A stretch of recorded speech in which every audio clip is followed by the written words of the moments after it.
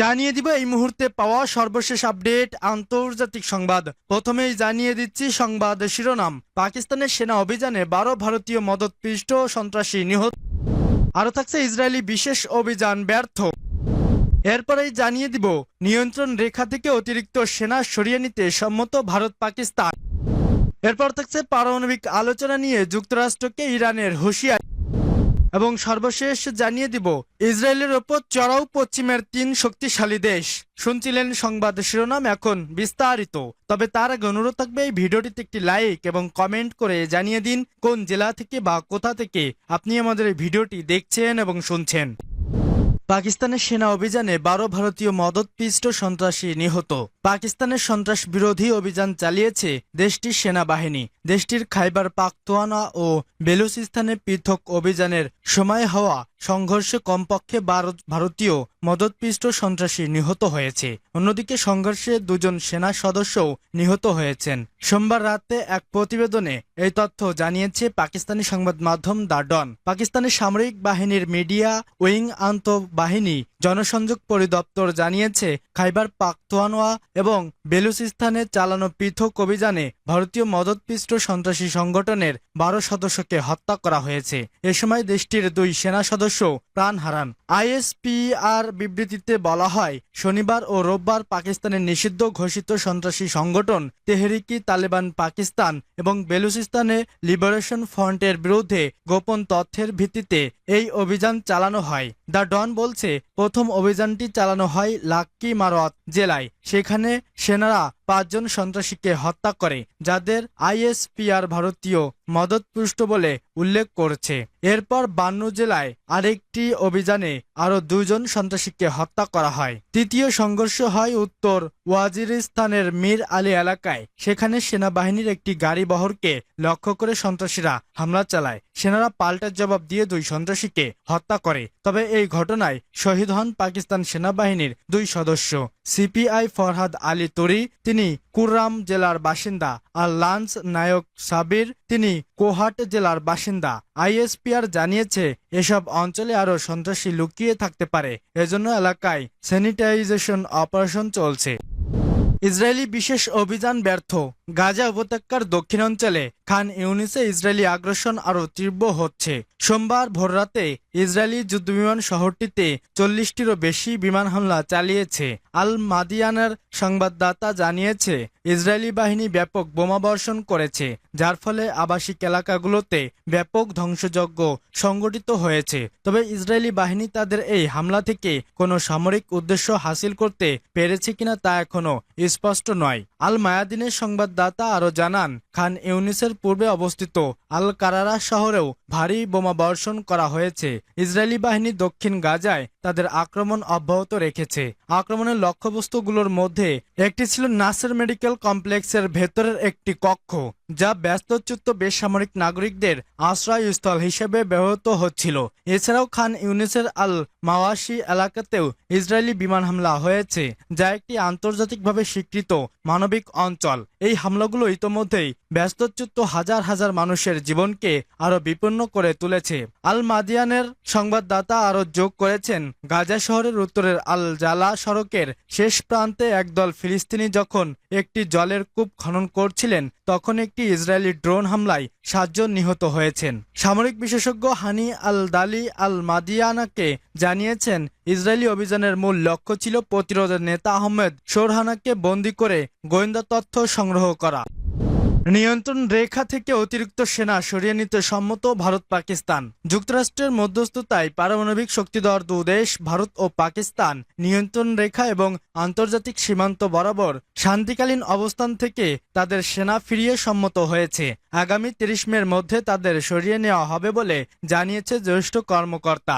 এক প্রতিবেদনে তথ্য জানিয়েছে সংবাদ মাধ্যম দ্য নিউজ ইন্টারন্যাশনাল। নাম প্রকাশে অনিচ্ছুক একটি সূত্র দ্য নিউজকে জানিয়েছে, উভয় দেশের সামরিক নেতৃত্ব, বিশেষ করে সামরিক অভিযানের মহাপরিচালক, পর্যায়ক্রমে সেনা প্রত্যাহারের জন্য সক্রিয়ভাবে সমন্বয় করেছেন। 2 দেশের মধ্যে সাম্প্রতিক সংঘাতের যুদ্ধবিরতির পর এই পদক্ষেপকে পরবর্তী গুরুত্বপূর্ণ পদক্ষেপ হিসেবে দেখা হচ্ছে। কর্মকর্তারা উত্তেজনা হ্রাসকে আস্থা তৈরির পদক্ষেপের ধারাবাহিকতা হিসেবে বর্ণনা করেছেন। একজন জ্যেষ্ঠ সরকারি সূত্র জানিয়েছে, স্বাভাবিক সামরিক অবস্থানে ফিরে আসা যুদ্ধবিরতি কাঠামোর দ্বিতীয় পর্যায়ে অংশ। সূত্র আরও জানিয়েছে, মার্কিন যুক্তরাষ্ট্র এবং অন্যান্য সংশ্লিষ্ট দেশগুলোর কূটনৈতিক প্রচেষ্টার মাধ্যমে এই সিদ্ধান্ত নেওয়া হয়েছে। পেহেলগাম হামলাকে কেন্দ্র করে গত কয়েক দশক ধরে চলা ভারত পাকিস্তানের মধ্যে সর্বশেষ উত্তেজনা শুরু হয় গত 7 মে। সেদিন পাকিস্তান এবং আজাদ জম্মু ও কাশ্মীরের বিভিন্ন এলাকায় ভারত বিমান হামলা চালিয়ে কমপক্ষে 31 বেসামরিক নাগরিককে হত্যা করে। পাল্টা জবাবে পাকিস্তান ভারতের 5টি যুদ্ধবিমান ভূপাতিত করে, যার মধ্যে 3টি রাইফেল। এছাড়া কয়েক ডজনও ড্রোন ধ্বংস করে ইসলামাবাদ। 4 দিনের এই সংঘাতে ভারতের হাতে কমপক্ষে 11 সেনা এবং 40 বেসামরিক নাগরিক নিহত হন বলে জানা গেছে। পরে মার্কিন যুক্তরাষ্ট্রের মধ্যস্থতায় গত 10 মে দুদেশের মধ্যে যুদ্ধবিরতি কার্যকর হয়। এদিকে যুদ্ধবিরতির মেয়াদ সম্পর্কে উভয় পক্ষের কর্মকর্তারা রোববার স্পষ্ট করে বলেছেন, এদিন ডিজিএমওদের আলোচনার সময়সূচি নির্ধারণ করা হয়নি। মূলত মার্কিন মধ্যস্থতায় হওয়া যুদ্ধবিরতি শেষ হওয়ার কোনো নির্দিষ্ট মেয়াদ ছাড়াই কার্যকর হয়েছে। পারমাণবিক আলোচনা নিয়ে যুক্তরাষ্ট্রকে ইরানের হুঁশিয়ারি। পারমাণবিক আলোচনা নিয়ে যুক্তরাষ্ট্রকে হুঁশিয়ারি দিয়েছে ইরান। দেশটি জানিয়েছে, যে কোনো সময়ে এই আলোচনা আটকে যেতে পারে। সোমবার বার্তা সংস্থা রয়টার্সের এক প্রতিবেদনে এ তথ্য জানানো হয়েছে। ইরান জানিয়েছে, যুক্তরাষ্ট্র যদি তেহরানের ইউরেনিয়াম সমৃদ্ধকরণ কার্যক্রম সম্পূর্ণ বন্ধের দাবি জোর করে, তবে দুই দেশের মধ্যে পারমাণবিক আলোচনা কোনো ফল দেবে না। সোমবার ইরানের উপ পররাষ্ট্রমন্ত্রী মাজিদ তাখতার ভাঞ্চি রাষ্ট্রীয় গণমাধ্যমে কথা বলেছেন। যুক্তরাষ্ট্রের বিশেষ দূত স্টিভ উইটকফ রোববার ওয়াশিংটনের অবস্থান পুনর্ব্যক্ত করে বলেন, ইরানের সঙ্গে যে কোনো নতুন চুক্তিতে সমৃদ্ধকরণ বন্ধের শর্ত অন্তর্ভুক্ত থাকতে হবে, কারণ এটি পারমাণবিক অস্ত্র তৈরির সম্ভাব্য পথ হতে পারে। তবে তেহরান জানিয়েছে, তাদের পারমাণবিক শক্তি কর্মসূচি সম্পূর্ণ শান্তিপূর্ণ উদ্দেশ্য। তাখতার ভাঞ্চি বলেন, সমৃদ্ধকরণ নিয়ে আমাদের অবস্থান স্পষ্ট এবং আমরা বারবার বলেছি, এটি আমাদের জাতীয় অর্জন, যা থেকে আমরা পিছু হটব না। গত সপ্তাহে উপসাগরীয় অঞ্চলে সফরকালে মার্কিন প্রেসিডেন্ট ডোনাল্ড ট্রাম্প বলেছেন, একটি চুক্তি খুব কাছাকাছি, তবে ইরানকে দ্রুত পদক্ষেপ নিয়ে এই দশকব্যাপী বিরোধী নিষ্পত্তি করতে হবে। ইরানের পররাষ্ট্র মন্ত্রণালয়ের মুখপাত্র ইসমাইল বাগাই সোমবার বলেন, যুক্তরাষ্ট্র আলোচনার সময় যা বলে তা প্রকাশ্য ভিন্নভাবে উপস্থাপন করে আলোচনাকে জটিল করেছে। তিনি করেন, আমেরিকানদের কাছ থেকে পরস্পর বিরোধী বক্তব্য শোনা সত্ত্বেও আমরা এখনো আলোচনায় অংশ নিচ্ছি।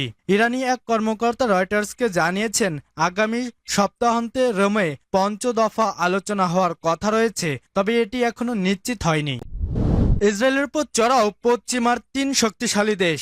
গাজায় ইসরায়েলি সামরিক অভিযানের বিরুদ্ধে কঠোর বার্তা দিয়েছে যুক্তরাজ্য, কানাডা ও ফ্রান্স। 3 দেশের যৌথ বিবৃতিতে বলা হয়েছে, ইসরায়েল যদি হামলা অব্যাহত রাখে ও মানবিক সহায়তা প্রবেশে বাধা দেয়, তবে তারা ব্যবস্থা নিতে পিছপা হবে না। বিবৃতিতে বলা হয়, গাজার সাধারণ মানুষের জন্য খাদ্য, ঔষধ ও পানি প্রবেশে বাধা মানবাধিকার লঙ্ঘনের শামিল। পাশাপাশি পশ্চিম তীরের বসতি সম্প্রসারণেও বিরোধিতা জানায় তারা।